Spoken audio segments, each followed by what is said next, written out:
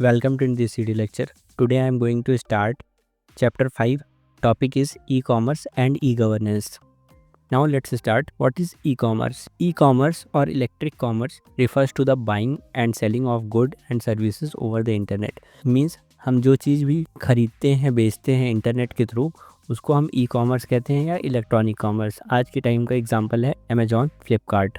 It utilizes platform like website, mobile application and social media to facilitate transactions between business and consumer और between businesses. ये ऐसे platforms का use करता है like website हो गया, मोबाइल एप्लीकेशन हो गया, सोशल मीडिया हो गया, इन ट्रांजैक्शन को एग्जीक्यूट कराने में। आप कोई भी चीज़ खरीदते हैं तो वो फ्लिपकार्ट से होता है, अमेजॉन से होता है, लैपटॉप से भी कर सकते हैं, मोबाइल एप्लीकेशन से भी कर सकते हैं और किसी सोशल मीडिया के थ्रू भी कर सकते हैं। आज के टाइम में लोग इंस्टाग्राम पे भी अपना बिजनेस रन कर रहे हैं। Types of e-commerce models. There are different types of e-commerce model. First one is business to consumer, B2C. When a business sell good or services directly to an individual consumers. अगर कोई business कोई good और services sell करता है consumer को तो हम B2C कहते हैं वो। Next one is business to business, B2B. When business sell good or services to another business. अगर एक business किसी दूसरे business को service provide करता है तो उसको हम B2B कहते हैं। Consumer to consumer. When an individual consumer sell goods or services to another consumer, C2C. अगर कोई प्रोडक्ट खरीदता है और उसको किसी और को सेल कर देता है तो एक नॉर्मल वे में वो कोई बिजनेस नहीं कर रहा है उसका, तो वो C2C हो जाएगा, consumer to consumer. Consumer to business. When an individual consumer offer product और services to a business, अगर कोई नॉर्मल पर्सन है उसका बिजनेस नहीं कर रहा है, वो कोई सर्विसेज और प्रोडक्ट ऑफर करता है, बिजनेस को सेल करता है, तो वो कंज्यूमर टू बिजनेस हो जाएगा। Fifth one is business to government, B2G. When business sell good or services to government agencies through online portal और marketplace. अगर कोई भी business कोई भी goods और service provide करती है गवर्नमेंट को थ्रू ऑनलाइन पोर्टल और मार्केट प्लेस के थ्रू तो वो B2G होगा। Government to business, G2B. When government agencies provide good or services to business via online platform. कोई गवर्नमेंट किसी बिजनेस को कोई गुड्स और सर्विसेज प्रोवाइड करती है ऑनलाइन प्लेटफॉर्म के थ्रू वो तो government to business e commerce model होगा। Government to consumer. When government agencies deliver good और services directly to consumer through online portal. अगर कोई गवर्नमेंट किसी कंज्यूमर को कोई भी सर्विसेज या गुड्स प्रोवाइड करती है ऑनलाइन के पोर्टल के थ्रू तो वो G2C होगा। These are the types of e commerce model. Advantage of e commerce, enable fast and secure shopping. ये एक तरीके का फास्ट और सिक्योर शॉपिंग वे है। Support a digitalized world. ये एक डिजिटल वर्ल्ड को सपोर्ट करता है, मतलब हर चीज़ डिजिटल है, पेमेंट भी, परचेसिंग भी। Offer a wide variety of good and services for consumer to choose from. ये बहुत सारी वैरायटीज़ भी प्रोवाइड करता है। आप आज के टाइम में ऑनलाइन पोर्टल पर कुछ भी देखते हैं, कई सारी वैरायटी होती हैं, कलर होते हैं, उसमें से आप चूज़ करते हैं। तो ये एक तरीके से ऑफर करता है wide variety of goods and services. Simplifies the buying and selling process. एक तरीके से बाइंग और सेलिंग आसान हो गया है क्योंकि आप कुछ भी खरीद सकते हैं और कुछ इशू आया तो उसको रिटर्न भी कर सकते हैं। Provide better management through centralize database. और एक सेंट्रलाइज डेटाबेस है जिसके थ्रू हर चीज़ अच्छे से मैनेज हो पा रही है, ऐसा नहीं हो रहा है कि कोई मिसमैच हो जा रहा है। Reaches a global customer base. कहीं भी हो, अगर आप इंडिया में हैं, इंडिया के बाहर है, हर जगह ये चीज़ें चल रही हैं। Support multiple payment mode. आप किसी तरीके से भी पेमेंट कर सकते हैं, आप यूपीआई के थ्रू भी कर सकते हैं, credit card, debit card, EMI के through. There are multiple way of payment modes. These are the advantage of e commerce. Now disadvantage of e commerce. अगर किसी का एडवांटेज है तो उसका कुछ ना कुछ डिसएडवांटेज भी होगा। Lack universal standard for quality and reliability. जो क्वालिटीज़ हैं, रिलायबिलिटी है, उसमें कुछ ना कुछ कमियां हैं। इंटरनेट नेविगेशन में भी slow at a time. Internet slow हो सकता है। Require robust security to ensure safe online transaction. और इसमें आपको सिक्योरिटी का बहुत ध्यान रखना होगा क्योंकि आप पेमेंट करते वक्त ये इंश्योर कर लें कि ये पेमेंट उसी के पास जाए जो प्रोडक्ट सेल कर रहा है। अदरवाइज में भी ये भी फ्रॉड हो सकता है कि वो पेमेंट कहीं और जा सकती है, वो ट्रांजैक्शन गलत हो सकता है। High risk of receiving unsatisfactory product. कई बार ऐसा होता है कि हम उस तरीके का प्रोडक्ट नहीं पा पाते जिस तरीके से हमने ऑर्डर किया था। आप पिक्चर में देखते हैं कि बहुत अच्छे क्वालिटी का प्रोडक्ट है, रिव्यूज़ अच्छे हैं, बट आप जब प्रोडक्ट रिसीव करते हैं तो वो उतना सेटिस्फैक्ट्री प्रोडक्ट नहीं होता है। Susceptibility to banking fraud. Banking fraud होने के भी चांसेस होते हैं। Vulnerable to the data breaches and hacking attempt. आपका डेटा भी ब्रीच हो सकता है और साइट भी हैक हो सकती है और आपके साथ फ्रॉड भी हो सकता है। These are the disadvantage of e-commerce. Use of e-commerce. First one is online retail. business sell product directly to consumer through their online store, website, mobile apps. These are the use जो businesses हैं अपने product को directly sell कर रहे हैं consumer को through online store, website and mobile apps. These are the use of e-commerce. Digital product and services. E-commerce facilitate the sale of digital product and services such as music, e-books, software and online courses. E-commerce का use music, e-book, software और online courses को भी sell करने की use किया जा रहा है. Business to business transactions used for selling goods or services from one business to another business. E commerce का use business to business transactions जो हो रहे हैं उसमें भी यूज़ हो रहा है. Online market place platform like Amazon, eBay allows business and individual to sell their product to a wide audience. ये प्लेटफॉर्म्स अलाउ कर रहे हैं बिजनेसेस को कि वो अपना प्रोडक्ट सेल कर सकें उनके प्लेटफॉर्म पर. Online banking and financial services extensively used for payment processing, bill payment and money transfers. Payment करने के लिए, बिल पेमेंट करने के लिए, मनी ट्रांसफ़र करने के लिए भी ई कॉमर्स वेबसाइट्स का यूज़ किया जा रहा है. Online banking and reservation help in booking flights, hotels, rental cars and other travel related services. Nowadays, these platforms like Amazon, Flipkart are offering booking for flights, hotels, rental cars and other travel related services. हर चीज़ की facilities है. Next is e-payment. E-payment refers to the electronic payment method that replace traditional cash, check and voucher, enabling faster and most cost effective transactions. जो आपका electronic payment method है वो आपके traditional method को replace कर दिया है आज के टाइम में, और ये बहुत ही फास्टर है और कॉस्ट इफेक्टिव भी है.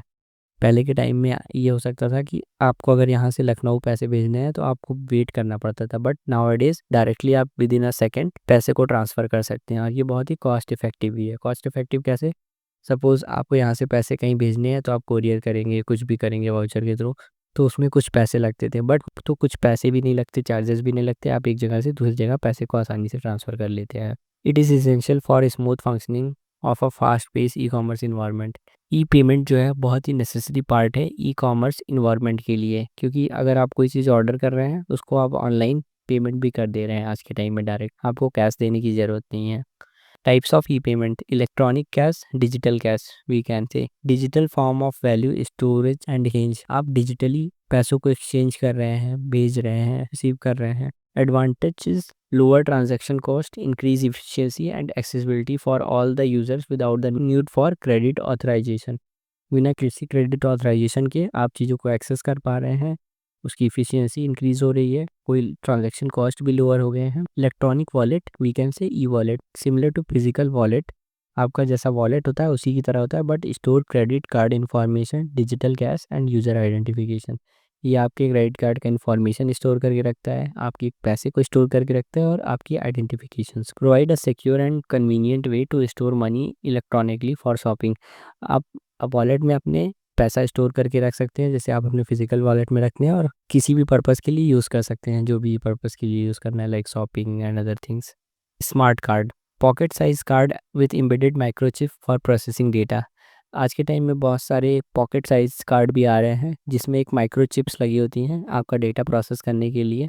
Advantage: facilitate small, secure and depth free transaction. आप आसानी से उस कार्ड से चीज़ों को स्वाइप कर देते हैं तो वो आपकी डिटेल्स वेरीफाई करके आपके बैंक से पैसा कट कर देता है, या उस कार्ड से पैसा कट कर देता है. We can say example e cheque और इलेक्ट्रॉनिक चेक. ई चेक और electronic cheque is a digital equivalent of a traditional cheque. आपका जो पिछला पुराना ट्रेडिशनल चेक था उसी तरीके से एक नया ई चेक आया है, we can say electronic cheque, offering faster and more secure way of transaction. ये बहुत ही फास्टर है और सिक्योर है ट्रांजेक्शन्स के लिए.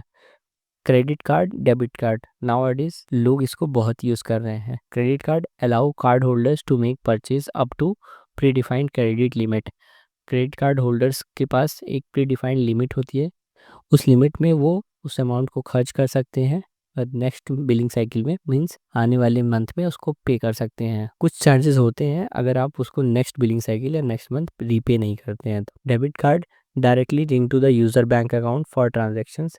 डेबिट कार्ड आपके डायरेक्टली बैंक से लिंक होता है, आप कोई भी पेमेंट करते हैं आपके बैंक से वो पैसा कट जाता है, बट क्रेडिट कार्ड से वो पैसा आपके बैंक से नहीं कटता, वो क्रेडिट कार्ड के उस प्रीडिफाइंड लिमिट से कटता है और आप नेक्स्ट मंथ आपको उसको रीपे करना होता है. Next is e-governance. E-governance refers to the application of information and communication technology (ICT) to deliver government services, share information, facilitate communication, and integrate independent system and services. E governance आपका एक e commerce की तरह है, बस वहाँ पर हम buying selling करते थे प्रोडक्ट को। यहाँ पर हम जो भी गवर्नमेंट की सर्विसेज हैं, जो भी इंफॉर्मेशन है, जो भी कम्युनिकेशन है, उन सब चीज़ों को हम एक ऑनलाइन पोर्टल के थ्रू कम्युनिकेट करते हैं, प्रोवाइड करते हैं यूज़र्स को।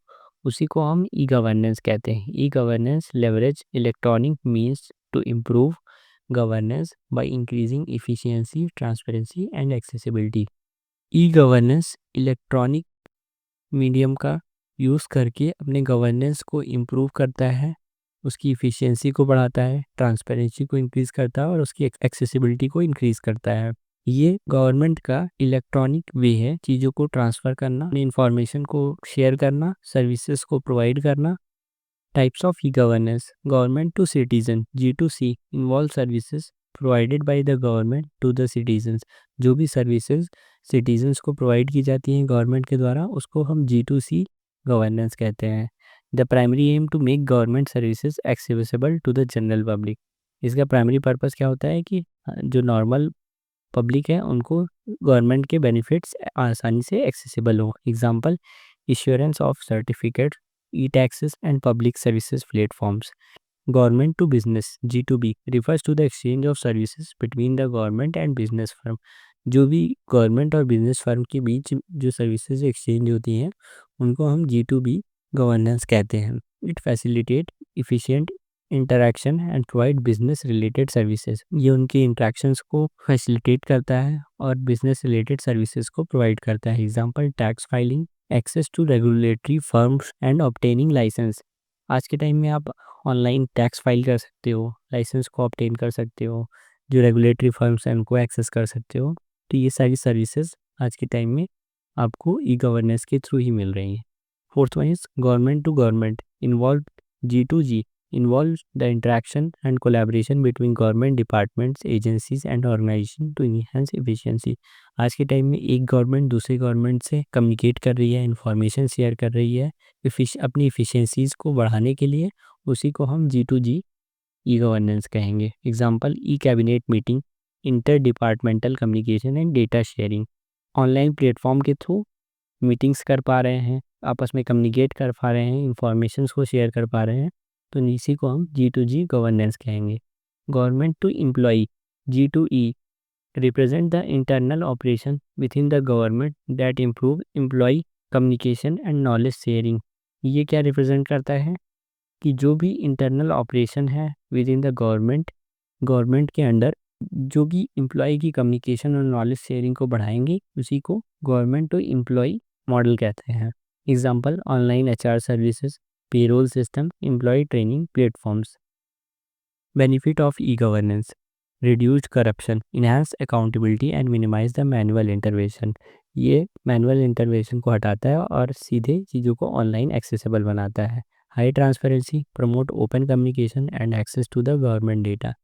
ये ओपन कम्युनिकेशन को प्रमोट करता है और जो गवर्नमेंट के डेटा है उसको एक्सेस करने में हेल्प करता है, ट्रांसपेरेंसी बढ़ाता है। Increase convenience, provide citizen and business with easier access to the services. Provide करता है ये सिटीजन्स को और बिजनेस को आसानी से सर्विसेज को एक्सेस करने में हेल्प करता है e governance.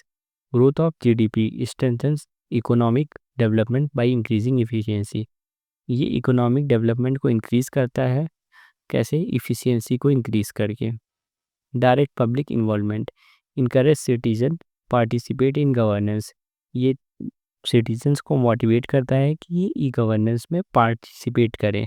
Cost reduction, decrease administrative cost and reliance on physical resources. ये एडमिनिस्ट्रेटिव कॉस्ट को रिड्यूस करता है, मतलब कोई ऐसा पर्सन जो चीज़ों को मैनेज कर रहा था उसको हटाकर अब चीज़ों को ऑनलाइन शिफ्ट कर रहे हैं। जो पहले फिजिकल रिसोर्सेज पर डिपेंडेंसी थी, अब उसको हटाकर चीज़ों को ऑनलाइन ट्रांसफ़र कर रहे हैं, जिससे लोगों को और आसानी से और फास्टली काम हो सके। Application of e governance, e citizen. First one, offer services like issuing certificate, ration card, passport and payment of bill and taxes. These are the application of e governance to the citizens. E-transport, manage vehicle registration, driving license, permit, tax collection and population control. These are the services provided in the field of e-transport through e-governance. E-education provide IT-based educational initiative for citizen and government employee. जो भी citizens हैं और government employee हैं उनको IT-based education provide की जा रही हैं। कैसे? ई-गवर्नेंस के through. We can say e education. E-registration simplifies property registration, transfer process and stamp duty payment while reducing paperwork and duplication. Property registration करना है, अगर किसी को ट्रांसफ़र करनी है, स्टाम्प ड्यूटी पेमेंट है, तो ये सब पेपर वर्क को रिड्यूस कर रहा है, चीज़ों को ऑनलाइन रजिस्ट्रेशन करने में हेल्प कर रहा है। We can say e registration. E court digitize court cases to address delay in the legal system. आज के टाइम में कोर्ट भी चीज़ों को डिजिटलाइज कर रहा है, जिससे लीगल एक्शंस लिया जा सके और चीज़ों को जल्दी सॉल्व किया जा सके। Creating a centralized database to track and manage cases efficiently. और जो इन्फॉर्मेशंस है उसको डेटाबेस में स्टोर किया जाता है, वो सेंट्रलाइज्ड डेटाबेस है, मतलब एक ही जगह से एक्सेस किया जाएगा, उस केस को अच्छे से ट्रैक किया जा सकता है, मैनेज किया जा सकता है efficiently. E taxation cover services like tax filing, license issuance and business compliance with government regulation. ये ऐसी सर्विसेज को कवर करता है e taxation, like tax file करना है, लाइसेंस इशू करवाना है, बिजनेस कंप्लायंस है विद गवर्नमेंट रेगुलेशन। तो ये सारी ई गवर्नेंस के हेल्प से ही होता है। Topic is cyber security. Now let's start. What is cyber security? Cyber security refers to the practice of protecting internet connected system including computer, server, mobile devices, electronic system, network and data from malicious attack. Cyber security का मतलब है कि जो भी internet connected systems हैं जैसे कि computer, server, mobile devices, network और डेटा को मैलिशियस अटैक से प्रोटेक्ट करना। It play a critical role in ensuring the safety of digital system and information. ये डिजिटल सिस्टम और इंफॉर्मेशन की सेफ्टी के लिए बहुत ज़रूरी है। Next is breakdown of the cyber security. Cyber security can be divided into the two components. First one is cyber. Cyber represent the technology, network, system and applications. Second one is security. It involve protecting these assets from unauthorized access, harms or exploitations. Security ये जो assets हैं like technology, network, system and application, इनको unauthorized access से, harm से, exploitation से protect करता है। सो cyber security protect these assets from unauthorized access, harms, and exploitations. Types of cyber security. Cyber security is a broad field that can be categorized into 7 main pillars. Cyber security बहुत ही broad field है जो कि 7 main pillar में categorise किया गया है। First one is network security. Network security focuses on protecting the integrity and usability of the network and data. Network security network और data की इंटीग्रिटी एंड यूजिबिलिटी को प्रोटेक्ट करता है। Since most of the cyber attack occur over networks, ज़्यादातर cyber attacks network के ही ऊपर होते हैं, इसलिए इसको मॉनिटर करना और ब्लॉक करना नेटवर्क सिक्योरिटी का काम होता है। Solution has design to identify, monitor and block these attacks effectively. जैसे कि मैंने बताया कि ये नेटवर्क सिक्योरिटी उसे मॉनिटर करता है, आइडेंटिफाई करता है और ब्लॉक कर देता है ऐसे नेटवर्क्स को जो हार्मफुल होते हैं। Second one is cloud security. As organization increasingly adopt cloud computing, securing the cloud has become the priority. आज के टाइम में हर चीज़ क्लाउड पर ही मूव कर रही है। आप जो गेम खेलते हैं आज के टाइम के, वो सर्वर पर ही, क्लाउड पर ही रन होते हैं। आप गूगल ड्राइव यूज़ करते हैं अपनी फाइल्स को, इमेजेस को स्टोर करने के लिए, वो सब क्लाउड पर ही स्टोर होते हैं। तो ऑर्गेनाइजेशन का मेन प्रायोरिटी क्या है कि क्लाउड को सिक्योर करना। Cloud security encompasses strategies, solutions, control policies, and services that protect an organization cloud deployment, including application, data, infrastructure against cyber attacks. Cloud security में स्ट्रेटजीज और पॉलिसीज़ यूज़ होती हैं जो कि एप्लीकेशन, डेटा और उनके इंफ्रास्ट्रक्चर को साइबर अटैक से बचाती हैं। Third one is in point security. Endpoint security protect the end user devices such as desktop, laptop and other connected devices.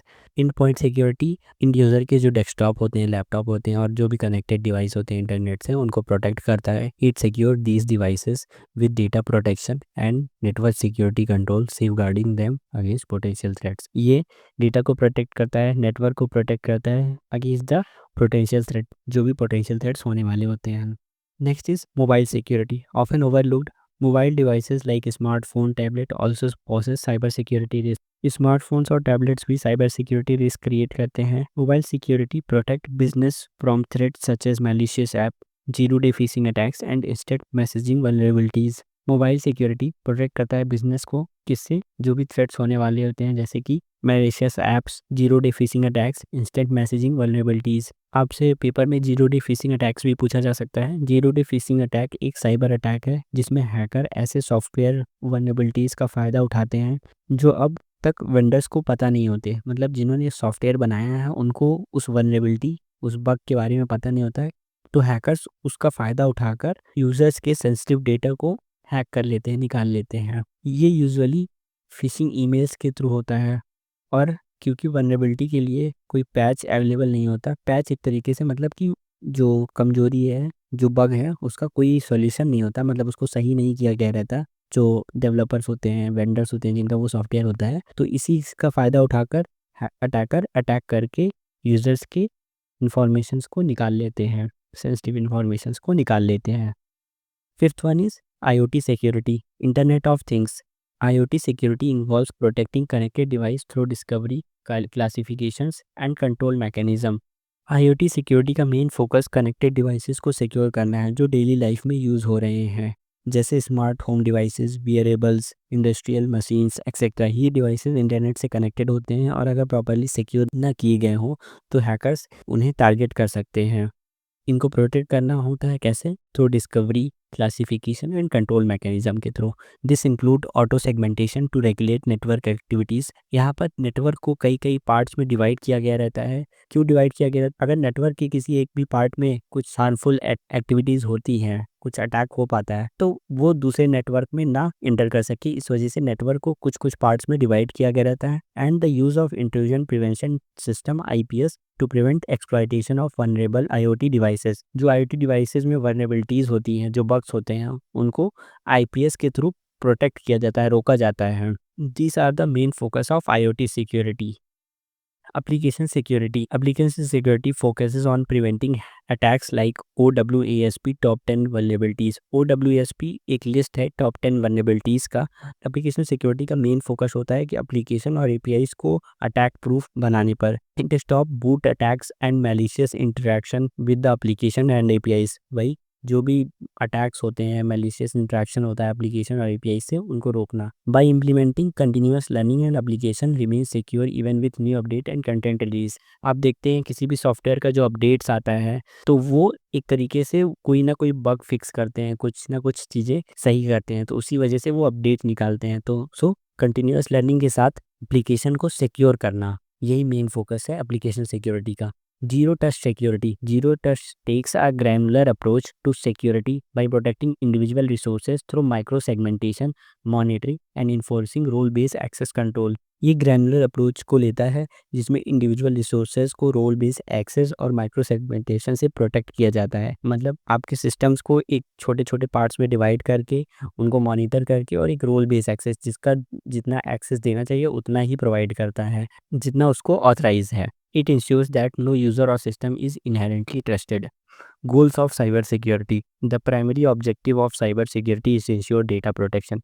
Primary objective क्या है साइबर सिक्योरिटी का? कि डेटा प्रोटेक्टेड होना चाहिए। This is achieved through CIA triad which consist of 3 core principles. तो ये objective कैसे achieve किया जा सकता है? CIA ट्रायड के through. This is a 3 core principle of cyber security. First one is confidentiality. Ensure that information is accessible only to the authorized individual, preventing unauthorized access और breaches. ये ensure करता है कि जो इन्फॉर्मेशन है वो authorise user को ही accessible हो, अनऑथराइज एक्सेस ना हो और कोई भी डेटा लीक ना हो, ब्रीचेस ना हो। Second one is integrity. मैंने आपको पीछे कहा था कि इंटीग्रिटी आगे बताऊंगा, तो यहाँ पर इंटीग्रिटी समझिए क्या होता है। Integrity ensures the accuracy, authenticity and reliability of the data by safeguarding it from unauthorized modification whether accidental और मैलिशियस। ये इंश्योर करता है कि जो डेटा है वो एक्यूरेट हो, ऑथेंटिक हो और रिलायबल हो। कोई भी अनऑथराइज्ड मॉडिफिकेशंस को ये रोकता है, गलती से हो रहा हो या कोई अटैक से हो रहा हो।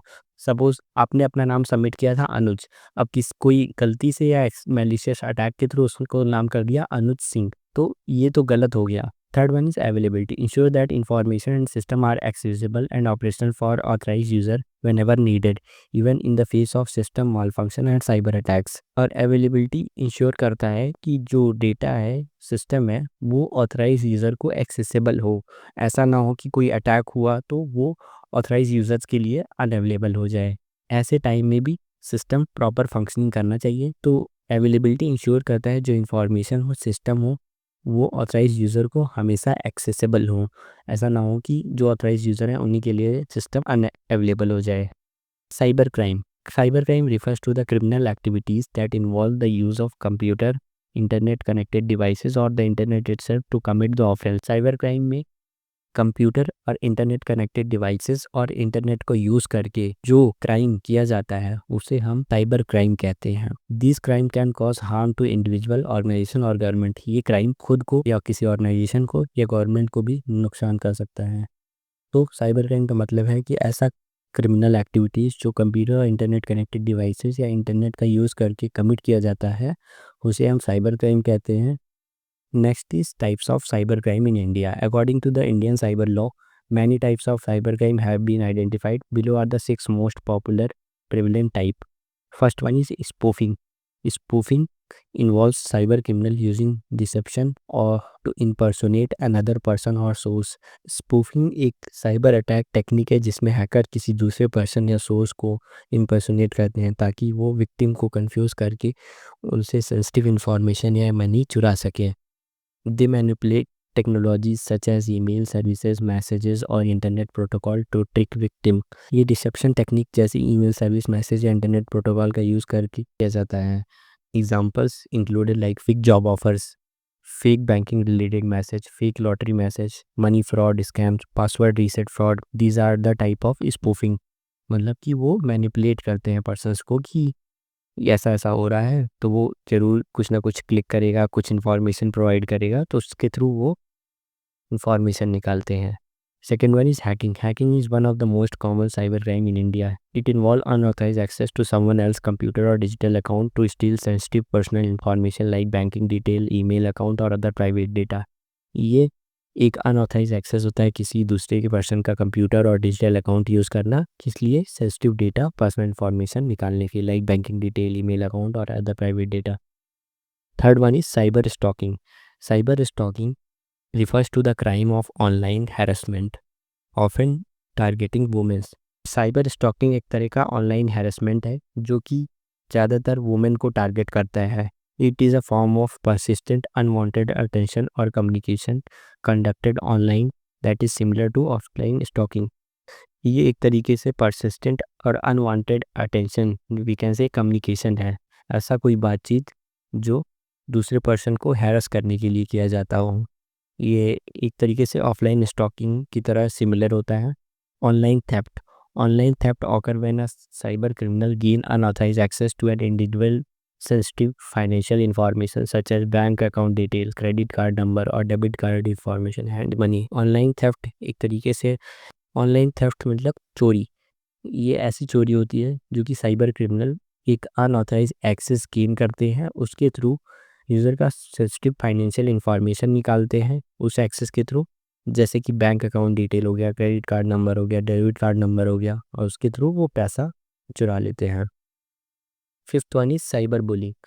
Cyberbullying involves using the internet, mobile devices और social media platform to harass, defame और intimidate a person। Cyberbullying में इंटरनेट, मोबाइल डिवाइसेस या सोशल मीडिया प्लेटफॉर्म का यूज़ करके किसी को हैरस, डिफेम या इंटिमिडेट करने के लिए किया जाता है। इसका गोल होता है कि दूसरे को मेंटली या इमोशनली हार्म करना या अब्यूसिव मैसेज, हर्टफुल कमेंट या फॉल्स र्यूमर्स के थ्रू ब्लैकमेल और to spread terror. Cyber terrorism में लोग या ग्रुप डिजिटल टूल का यूज़ करके दूसरे इंडिविजुअल या ऑर्गेनाइजेशन को डर या एक्सटॉर्शन या ब्लैकमेल करते हैं। इसका मकसद होता है कि टेरर स्प्रेड करना या किसी को फाइनेंशियल या साइकोलॉजिकल डैमेज पहुंचाना। एग्जांपल कह सकते हैं, टेररिस्ट ग्रुप ने गवर्नमेंट सिस्टम को हैक करके पब्लिक इंफ्रास्ट्रक्चर को टारगेट किया और फिर रैंडम डिमांड किया या फिर सेंसिटिव इंफॉर्मेशन लीक करके सोसाइटी में डर फैलाया। Seventh, child solicitating and abuse. This crime involves soliciting children online with the intention of exploiting them or producing child pornography।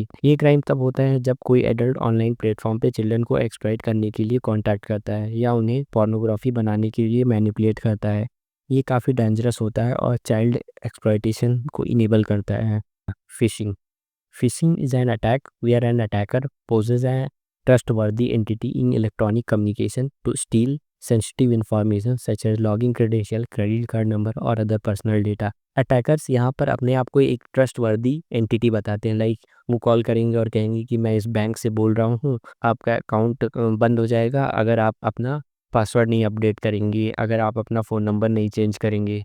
तो इस तरीके से वो आपको मैनिपुलेट करेंगे और आपसे कुछ ना कुछ इन्फॉर्मेशन निकलवाने की कोशिश करेंगे।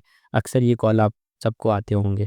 तो ये एक तरीके का फ़िशिंग अटैक है, जो कि वो पर्सनल डिटेल्स निकलवाना चाहते हैं, like login credential, credit card number और other please. Cyber security is essential to protect private informations, prevent attacker and hacker from accessing sensitive data। sensitive data को एक्सेस करने से रोकता है। mitigate ransom and extortion threats, safeguard the data breaches और financial blackmail. ये data breach और financial blackmail से बचाता है। Identity access to unauthorize user, ये अनऑथराइज यूज़र को हमारे अकाउंट को एक्सेस करने से रोकता है। Plan for disaster and recovery, create backup and disaster recovery mechanism. Cyber security हमें हमारे डेटा का बैकअप क्रिएट करने में और उसको रिकवर करने में भी हेल्प करता है। Enhance physical and digital security, cyber security हमारे सिस्टम को प्रोटेक्ट करता है, हमारे डिवाइसेस को प्रोटेक्ट करता है, हमारे डेटा को भी प्रोटेक्ट करता है, like other it is physical और ऑनलाइन थ्रेट्स, ये फिजिकल हो चाहे ऑनलाइन हो। Surveillance of network security, cyber security हमारे नेटवर्क को भी मॉनिटर करता है और सिक्योर करता है और प्रिवेंट करता है अनऑथराइज इंट्रूजन्स, जो अनऑथराइज एक्सेस होते हैं। Prevent fishing and malware attack, detect and block the harmful software and fraudulent communications, ये जो हार्मफुल सॉफ्टवेयर्स होते हैं, फ्रॉड कम्युनिकेशंस होती है, उसको भी प्रिवेंट करता है। Preventing cyber crime, here are some effective measures to prevent cyber crime. Use strong and unique password, keep your software and system updated, manage social media settings to limit exposure of personal informations, अपने जो personal informations हैं उसको social media platform पर ना reveal करें। Strength your network with firewall and encryptions, firewall encryption के through अपने network को स्ट्रॉन्ग बनाइए। Stay inform about major security breaches, और ज़्यादा जितने भी सिक्योरिटी ब्रीचेस हो सकते हैं उसके बारे में नॉलेज दीजिए। Educate children about safe internet practice, और अपने चिल्ड्रंस को भी बताइए कि कैसे सेफ़ इंटरनेट का यूज़ करें। Protect yourself from identity theft by monitoring financial account. Install reliable antivirus software, और कोई अच्छा सा रिलायबल एंटीवायरस सॉफ्टवेयर भी इंस्टॉल करके रखिए अपने सिस्टम्स में। Reporting cybercrime, India has established dedicated cybercrime cell in various cities to handle report and investigate of cyber crimes।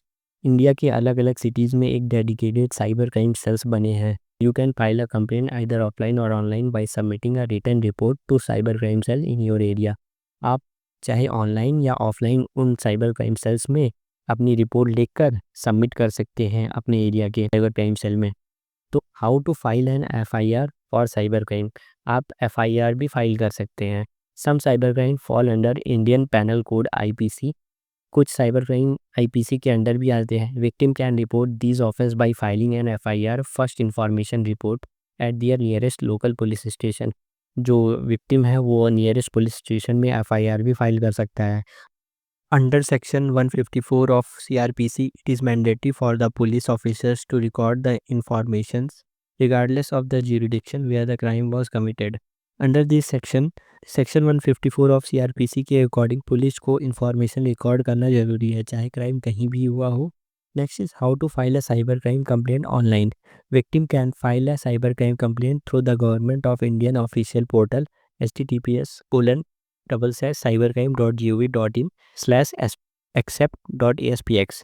This is a government official portal to file a cybercrime complaint. This portal allows user to report crimes such as online child pornography, online financial fraud, child sexual abuse material, ransomware, sexual explicit content like rape, gang rape, hacking, social media crime. This type of crime you can report on this portal. I hope everything is clear to all. If you have any problem, please comment. I will help you on that. If you like the video, please share with your friends and schoolmates. Thank you.